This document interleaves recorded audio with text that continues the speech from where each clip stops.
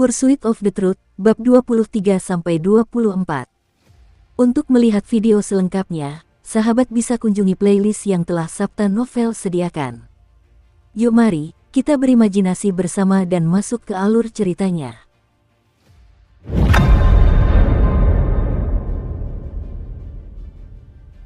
Suming dapat dengan jelas merasakan bahwa Lei Chen tidak bertingkah normal saat itu.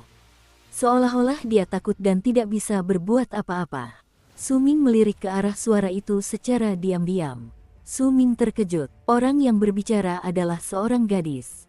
Ia mengenakan kemeja kecil yang terbuat dari bulu cerpelai, dan ia tampak sedikit lebih tinggi daripada Suming yang terlihat rapuh. Postur tubuhnya yang tinggi dan kemejanya berhasil menonjolkan lekuk tubuhnya. Kulitnya tidak kasar seperti anggota suku berserker lainnya, melainkan cerah. Ia memiliki semacam kecantikan yang akan membuat orang lain tertarik padanya. Rambut hitamnya diikat dengan tali merah yang terbuat dari rumput. Ada dua kepang kecil di dekat telinganya dan sisa rambutnya dibiarkan terurai di belakang kepalanya. Rambut itu bergoyang tertiup angin, menambah kecantikannya. Matanya seperti genangan air jernih dan ada kegarangan dingin di matanya. Ada butiran tetesan berkilau di dahinya, yang menjadi semakin cemerlang saat memantulkan salju di tanah. Kedua taring putihnya samar-samar terlihat saat gadis itu menghembuskan napas, dan hal itu menambah kesan liar pada gadis tersebut. Dia bukanlah gadis biasa. Dia persis seperti Suming, seorang berserker. Namun, kekuatan Qi yang dilepaskannya memberi Suming kesan bahwa dia baru berada di tingkat ketiga alam pemadatan darah. Dia tidak sendirian. Ada 3 pria lain dari suku berserker di belakangnya.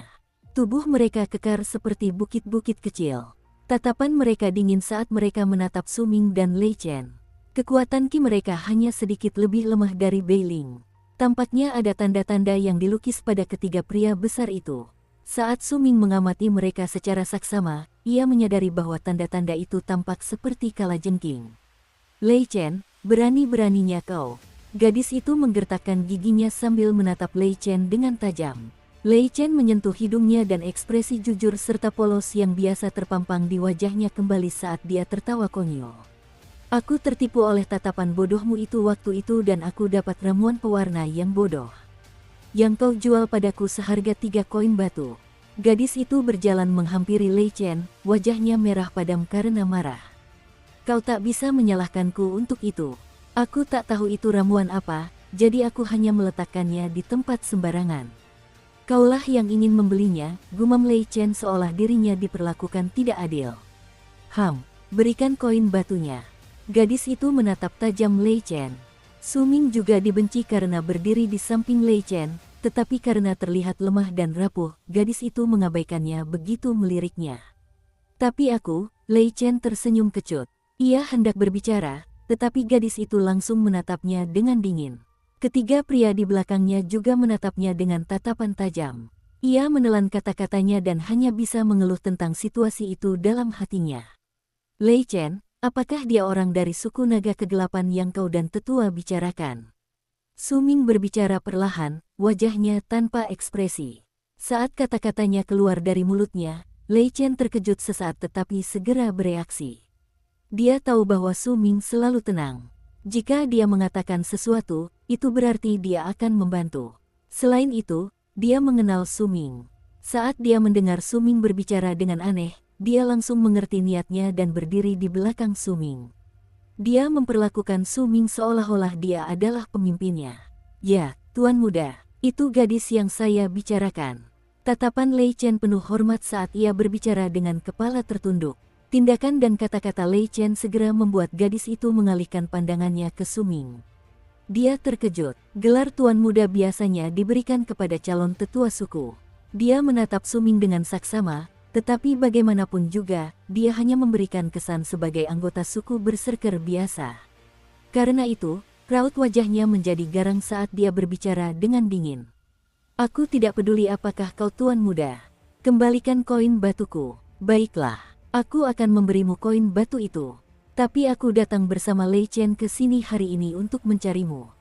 Lei Chen tetap tenang sambil mengeluarkan 3 koin batu dari dadanya dengan tangan kanannya. Berikan padaku ramuan yang kau beli dari Lei Chen. Suming menatap gadis itu dan berbicara perlahan. Gadis itu tercengang. Dia tidak menyangka akan mendapatkan kembali koin batunya semudah itu. Dia menjadi curiga ketika pandangannya tertuju pada Su Ming dan Lei Chen. Tanaman herbal apa itu? Setelah ragu sejenak, dia tidak meraih koin batu itu, melainkan memilih untuk bertanya. Itu, Lei Chen hendak berbicara ketika sebuah suara tegas memotong perkataannya. Diam, Su Ming menatap tajam Lei Chen. Hal itu membuat Lei Chen bergidik dan menundukkan kepalanya dengan hormat. Ketika melihat kepatuhannya, gadis itu berkedip kebingungan. Dia ragu sejenak dan mengeluarkan ramuan ungu. Ramuan itu tampak normal. Satu-satunya perbedaan adalah warnanya sepenuhnya ungu, yang membuatnya tampak menakutkan. Saat mengeluarkan ramuan itu, dia langsung memberikannya kepada Su Ming, tetapi matanya terus tertuju pada wajah Su Ming. Ketika melihat mata Su Ming berbinar dan tangannya terangkat seolah tak sabar untuk meraih ramuan itu, gadis itu tertawa dan menarik tangannya kembali. Apa yang kau lakukan? Ini ramuanku. Aku membelinya. Apa kau mencoba merebut ramuanku? Gadis itu mengerutkan hidung dan mendecakkan lidah. Nak, apakah kau masih menginginkan koin batu itu?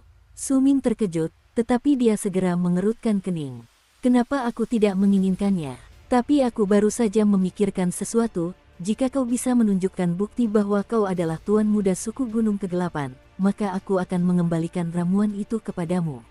Mata gadis itu licik. Kelicikannya justru membuat aura liarnya semakin kuat. Bahkan Su Ming pun merasakan jantungnya berdebar kencang, tetapi ia berusaha menjaga ekspresinya tetap tenang. Su Ming terdiam. Sambil menatap gadis itu, dia menarik napas dalam-dalam. Dia mengangkat tangan kirinya dan tiba-tiba energi ki milik seorang berserker tingkat 2 dari alam pemadatan darah menyebar dari tangan kanannya. Apakah ini bukti yang cukup? Perubahan mendadak itu langsung membuat gadis itu menyipitkan matanya. Bahkan ketiga pria di belakangnya pun menjadi serius. Tidak sulit untuk memahami mengapa mereka tiba-tiba waspada. Su Ming, sampai saat yang lalu, hanyalah orang biasa. Bahkan tidak ada sedikit pun aura ki darinya. Perbedaan mendadak itu membuat mereka semua lengah. Tuan muda, seorang berserker yang kuat pasti telah menggunakan seni padanya. Itulah sebabnya keberadaan ki-nya tersembunyi. Berserker itu juga jauh lebih kuat dari kita, jika tidak, kita pasti bisa mendeteksinya. Benar, aku sudah mengamati sejak lama dan tidak mendeteksi apapun. Satu-satunya orang yang bisa melakukan ini adalah tetua suku Gunung Kegelapan. Ketiga pria yang berdiri di belakang gadis itu berbisik pelan ke telinganya. Gadis itu menundukkan kepala dan memandang ramuan ungu di tangannya. Ia ragu-ragu. Sudah cukup lama sejak ia membeli ramuan itu. Ia bahkan menghabiskan banyak waktu membujuk Lei Chen untuk memberikannya ramuan itu. Ia mengira itu adalah barang yang tidak dikenal dan ingin bertanya kepada orang yang lebih tua darinya. Namun pada hari kedua, ia mendapati bahwa warna ungu telah menyebar ke tangannya.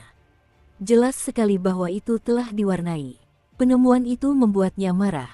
Merasa sangat tersinggung, dia membawa ramuan itu ke alun-alun untuk mencoba menemukan Lei Chen lagi. Saat ia ragu-ragu, Su Ming berbicara dengan nada frustrasi. Aku sudah menunjukkan buktinya padamu. Apakah kau mengingkari janjimu? Ini 3 koin batu, terserah, aku akan memberimu 5 koin batu. Su Ming menggertakkan giginya dan mengeluarkan 2 koin batu lagi, lalu memberikannya semua kepada gadis itu. 5 koin batu untuk ramuan itu. Gadis itu berkedip. Ia langsung mengenali bahwa gadis itu berasal dari suku naga kegelapan, jadi jelas bahwa Lei Chen yang memberitahunya tentang hal itu. Selain itu, ia juga menyebutkan tetua dari suku Gunung Kegelapan. Kalau begitu, benar, ini barang langka. Gadis itu menunjukkan ekspresi senang dan menggelengkan kepalanya. Lalu kenapa kalau aku mengingkari janji? Ini milikku. Kalau kau mau mendapatkannya kembali, berikan aku 30 koin batu. Ketika melihat ekspresi getir di wajah Su Ming dan ekspresi muram di wajah Lei Chen, dia menjadi semakin sombong. Dia berbalik, mendengus, dan segera meninggalkan tempat itu. Ketiga pria itu segera mengikutinya dan meninggalkan alun-alun. Saat keempatnya pergi, raut wajah Lei Chen yang muram langsung menghilang. Dia tersenyum seperti anak kecil pada Su Ming dan menyentuh hidungnya. Su Ming, bagaimana kau tahu dia berasal dari suku naga kegelapan? Jadi kau punya 3 koin batu. Masih ada 1 lagi, kan? Berikan. Suming menatap Lei Chen dan menyimpan koin batu itu sambil berbicara perlahan. Tidak mungkin. Aku membeli sesuatu dengan koin batu itu terakhir kali, aku masih ada urusan. Baiklah, kita tinggalkan dulu. Kita berpisah sekarang. Aku akan menunggumu di sini nanti malam. Kita akan kembali ke suku nanti. Lei Chen merasa matanya berkedut dan segera berbicara. Dia bahkan tidak menunggu Suming menjawab. Dia berlari cepat dan menghilang ke alun-alun yang ramai. Saat menyaksikan Lei Chen melarikan diri, Suming menggelengkan kepalanya. Jika dia tidak terlalu miskin, dia tidak akan mengungkapkan bahwa dia memiliki ki. Seni berserker tetua itu sangat kuat. Jika Suming menolak untuk mengungkapkannya, tidak seorang pun akan dapat melihatnya. Namun, jika dia tidak melakukannya, Lei Chen tidak hanya harus mengembalikan koin batu itu kepada gadis tersebut, tetapi Suming sendiri juga harus menyerahkan koin batunya. Sepertinya aku benar-benar harus melakukan ini. Suming menggaruk kepalanya dan berjalan menuju alun-alun dengan perasaan gelisah. Lapangan itu ramai dengan aktivitas. Di dalam tenda-tenda terdapat banyak orang yang berdagang satu sama lain, dan ada beberapa orang yang menggelar kulit binatang di atas salju. Di sana, mereka meletakkan berbagai macam rempah-rempah serta barang-barang dagangan sambil duduk di tanah menunggu seseorang membeli barang dagangan mereka. Ini adalah kunjungan pertama Suming ke sana.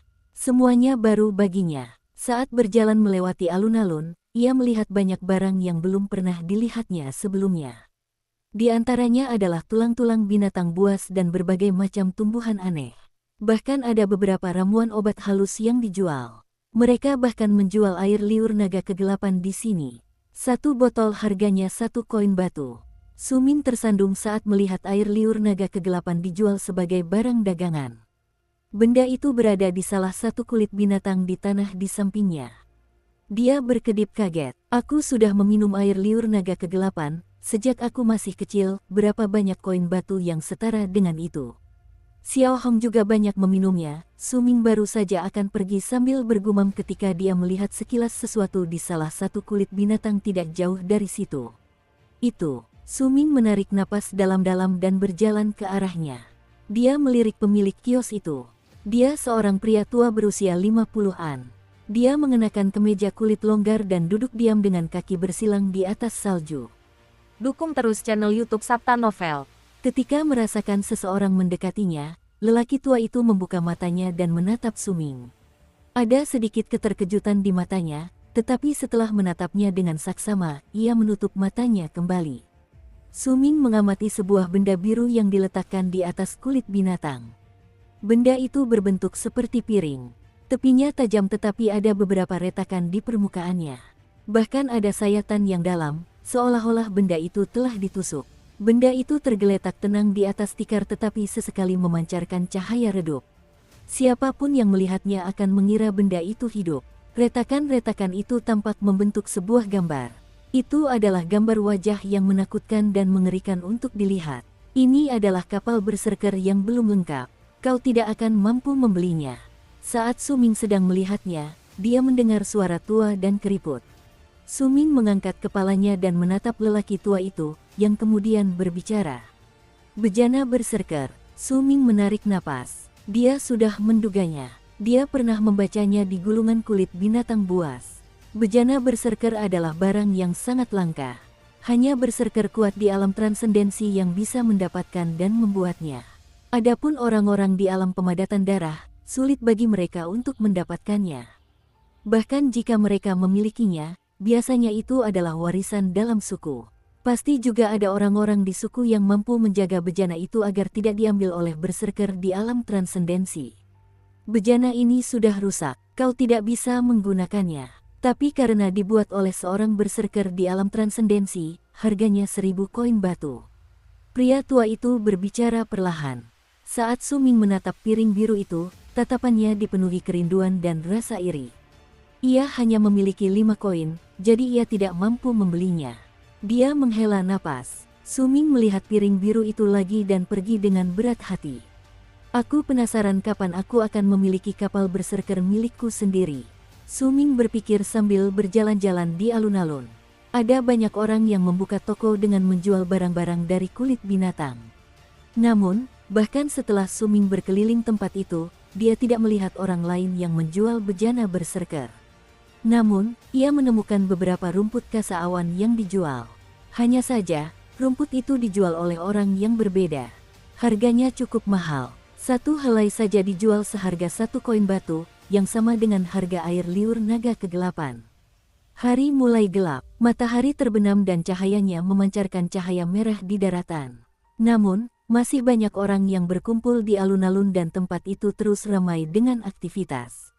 Sambil memandang langit, Suming memutuskan untuk terus berjalan-jalan. Ia bahkan masuk ke salah satu tenda. Tenda itu juga berfungsi sebagai toko. Harga setiap barang memang mahal, tetapi setidaknya kualitasnya terjamin. Cukup banyak orang yang keluar masuk tenda-tenda itu. Saat Suming mengamati, dia melihat beberapa anggota suku berserker yang sama dengannya. Mereka juga membawa keranjang di punggung mereka saat memasuki tenda untuk menjual isinya kepada pemilik tenda.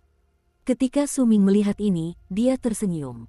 Dia telah mengamati sejak siang hari dan melihat banyak hal. Setelah dia mengumpulkan semua detail yang diperolehnya, dia memahami sebagian besar aturan di sana.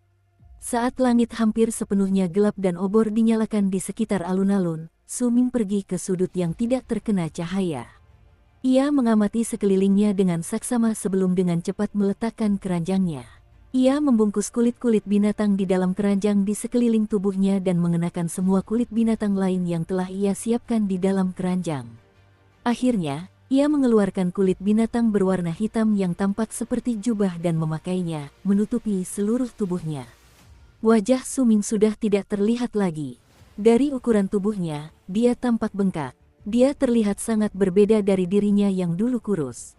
Dia sedikit menggoyangkan anggota tubuhnya, lalu membungkus kulit binatang itu lebih erat lagi di tubuhnya. Suming melirik keranjang itu. Masih ada satu barang lagi di dalam keranjang. Itu adalah sesuatu yang dia persiapkan khusus untuk perjalanan ini.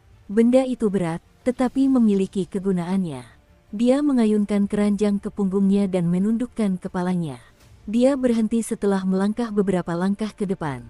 Kemudian dia membungkukkan punggungnya. Lalu dia berjalan cepat menuju tenda yang telah dipilihnya beberapa waktu lalu. Cahaya di dalam tenda redup. Sejak siang, orang-orang yang masuk ke tenda ini kebanyakan seperti Suming.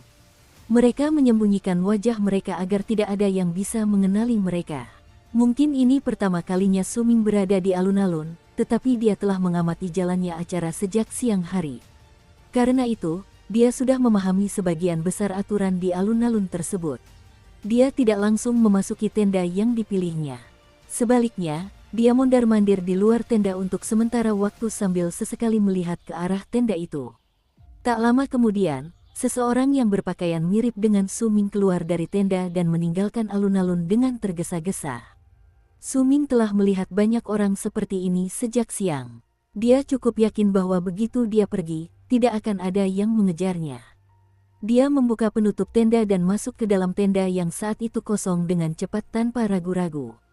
Begitu memasuki tenda, ia merasakan tatapan tertuju padanya. Orang yang menatapnya adalah seorang pria parubaya. Ia setengah telanjang dan duduk bersila. Ada api unggun di depannya. Saat api itu menerangi tenda, terdengar suara gemericik saat api menyala. Salah satu mata pria itu tampak kosong, tetapi mata yang lain memancarkan kilatan tajam. Dia mengamati Suming dengan saksama tanpa mengucapkan sepatah kata pun. Api itu sangat menyilaukan. Karena Suming tertutupi oleh kulit binatang, dia tidak khawatir pria itu melihat wajahnya. Dia juga berbicara perlahan dengan suara serak dan itu benar-benar berbeda dibandingkan dengan suaranya yang biasa. Pria bermata satu itu menatap Suming sejenak sebelum memalingkan muka. Dia tidak merasakan ki dari Suming dan Suming tidak tampak berbeda dari orang-orang lain yang datang. Dia mungkin tidak merasakan ki dari Suming, tetapi seseorang yang bisa memasuki tenda dan tampak begitu familiar dengan aturannya bukanlah sembarang orang. Dia mengangkat tangan kanannya dan menekannya ke api unggun. Api unggun itu seketika menjadi lebih redup. Cahaya dari api unggun itu pun menjadi lebih gelap. Keluarkan. Jika barangnya bagus, saya akan memberikan harga yang wajar. Pria itu mengulurkan tangan kanannya dan berbicara perlahan. Suming mengamati pria di balik kulit binatang yang menutupi wajahnya. Lalu tiba-tiba, dia tertawa. Tawanya juga serak dan menggema di dalam tenda. Hal itu membuat pria tersebut mengerutkan kening. Saat ia mengerutkan kening, Suming mengangkat tangan kanannya. Seketika, sebuah benda bulat dilemparkan ke arah pria itu, dan aroma obat menyebar di udara. Pria itu menangkapnya dengan kedua tangannya. Ketika melihatnya, mata kanannya bersinar terang saat ia menarik napas tajam. "Berapa harga benda ini?" Suming bertanya dengan suara serak. "Apa ini? Dari mana kau mendapatkannya? Apa efek dari benda ini?" Pria itu menatap benda di tangannya sejenak sebelum menatap Suming dengan serius. Kilatan rasa ingin tahu muncul di matanya. "Saat dalam perjalanan ke alun-alun, aku melihat binatang buas ini." Suming tidak menjawab pertanyaan itu, tetapi memilih untuk membicarakan hal lain. Sambil berbicara, ia meletakkan keranjang dan mengambil sesuatu di dalamnya dengan tangan kanannya. Seketika, keranjang itu bergetar dan Suming mengeluarkan seekor rakun berbulu hitam yang diikat sebelum meletakkannya di lantai. Rakun Ming itu tampak lesu, tetapi ada tatapan tajam di matanya. Ada luka di tubuhnya yang belum sembuh. Ia juga tidak bisa melarikan diri karena terikat. Pria itu tercengang. Jelas sekali dia tidak mengerti maksud Suming. Pandangannya tertuju pada rakun Ming itu sejenak, tetapi dia segera mengalihkan pandangannya. Itu hanya binatang biasa. Tidak ada yang perlu diperhatikan darinya. Aku menangkapnya secara spontan. Lihat, ia masih hidup. Suara Suming terdengar pelan dan serak. Meskipun begitu, suara itu terdengar aneh di dalam tenda yang remang-remang. "Apa yang kamu katakan?" Pria itu mengerutkan kening. "Aku bilang, dia masih hidup. Tahukah kau kenapa aku menangkapnya? Karena dia terlalu penasaran. Dia sudah mengikutiku terlalu lama." Suming mengangkat tangan kirinya dan membelai binatang itu. Namun, tepat saat tangannya menyentuh luka-luka di tubuh rakun Ming itu, hewan itu menggigil. Tidak ada tangisan, tidak ada jeritan. Hanya ada getaran singkat sebelum tubuh rakun Ming itu berubah menjadi kabut merah seolah-olah darahnya terbakar. Saat pria itu menatap pemandangan itu dengan tercengang, seluruh tubuh rakun Ming itu menghilang. Hanya tumpukan tulang merah dan hitam yang tersisa. Sekarang, ia sudah mati. Suming menyentuh tumpukan tulang itu dengan tangan kirinya dan tulang-tulang itu langsung berubah menjadi debu yang berserakan di tanah. Pria itu menarik napas tajam dan mundur beberapa langkah secara naluriah. Ada keterkejutan dan ketakutan di matanya, yang tidak bisa disembunyikan. Setelah beberapa saat, dia sekali lagi menoleh ke arah Suming dengan rasa takut dan hormat. "Berserker yang jatuh." Suming mendengus. Pria itu menggigil dan hendak menjelaskan dirinya ketika Suming melambaikan tangannya seolah-olah dia mulai tidak sabar. "Katakan padaku berapa harga benda di tanganmu itu." Efek benda itu sederhana. Benda itu akan meningkatkan efek semua ramuan yang kau konsumsi saat berlatih sebanyak 1 kali lipat. Adapun pertanyaan lainnya, kau terlalu ingin tahu. Suming berbicara perlahan. Wajah pria itu memucat. Apa yang dilihatnya tadi membuatnya terkejut. Dia bahkan tidak merasakan ki apapun yang mengalir dari tubuh orang itu. Meskipun demikian, makhluk buas itu berubah menjadi kabut merah tepat di depan matanya. Benda ini, pria itu berpikir sejenak sambil menatap benda obat bundar di tangannya. "Pak, saya belum pernah melihat benda ini sebelumnya seumur hidup saya." Ini, pria itu berbicara dengan ragu-ragu. Dia tidak pernah berbicara seperti ini kepada pelanggan biasanya, tetapi karena terkejut dengan apa yang baru saja dilihatnya, dia tidak berani menyinggung perasaan orang di hadapannya. "Kau bisa mencobanya sekarang juga. Jika tidak ada efeknya, aku akan pergi.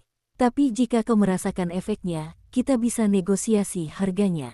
Suming berbicara dengan tenang dan perlahan sambil duduk. Pria itu menghela napas lega dan menyetujui persyaratan Suming dengan hormat. Dia mengeluarkan lonceng dari dadanya dan menggoyangkannya perlahan. Seketika, bunyi lonceng memenuhi tenda. Ada tatapan yang tak terlukiskan di mata Suming. Dia melirik lonceng itu dan mengepalkan tangan kirinya, yang disembunyikannya di dalam jubah. Masih ada sedikit bubuk darah penyebar yang tersisa di tangan kirinya.